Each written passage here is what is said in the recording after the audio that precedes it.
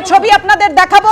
সুকান্ত মজুমদারকে গ্রেফতারের প্রতিবাদে বিজেপি কর্মী সমর্থকরা রাস্তা অবরুদ্ধ করে এই মুহূর্তে বিক্ষোভ দেখাচ্ছেন টায়ার জ্বালিয়ে। সুকান্ত,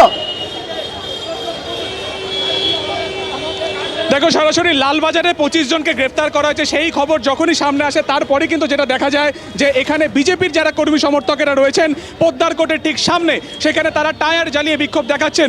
তুমি দেখতে পাচ্ছ বাস আটকে, সেখানে কিন্তু বাস আটকে ফেলেছেন ইতিমধ্যে যারা বিজেপি কর্মী সমর্থক রয়েছেন তারা, এবং অন্যদিকে পুলিশ রয়েছে কিন্তু রাস্তার একেবারে অপর দিকে। কেন গ্রেফতার করা হলো সেই বিষয়টিকে সামনে রেখেই কিন্তু এই মুহূর্তে এখানে বিক্ষোভ দেখানো হচ্ছে, যেহেতু অফিস টাইম সেই কারণে কিন্তু দেখা যাচ্ছে যে গোটা রাস্তাতে কার্যত কিন্তু এই মুহূর্তে যানজট ছড়িয়ে পড়েছে।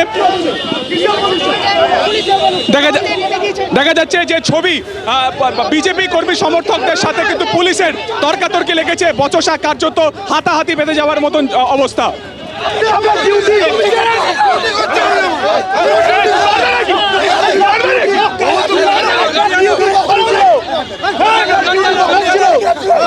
সরাসরি যে ছবি পুলিশের সাথে ধস্তাধস্তি এই মুহূর্তে বিজেপি কর্মী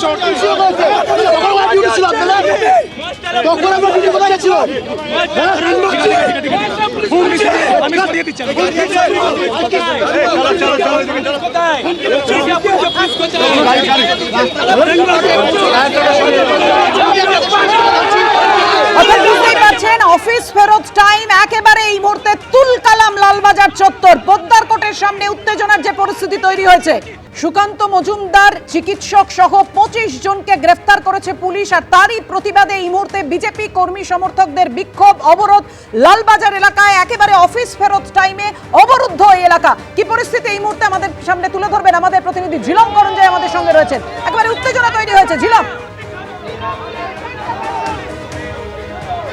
একদমই তুমি দৃশ্য দেখতে পাচ্ছ, আমার সহকর্মী দিব্যেন্দু দেখাচ্ছে ঠিক লালবাজারের যে পিছনের গেট যেখানে আমরা দাঁড়িয়েছিলাম, বিক্ষোভ দেখানো হচ্ছিল পোদ্দার কোর্টের কাছে, সেখান থেকে বিক্ষোভকারী বিজেপি কর্মী সমর্থকরা তারা এখানে এসে উপস্থিত হয়েছে এবং দেখতে পাচ্ছ তারা বিক্ষোভ দেখাচ্ছেন।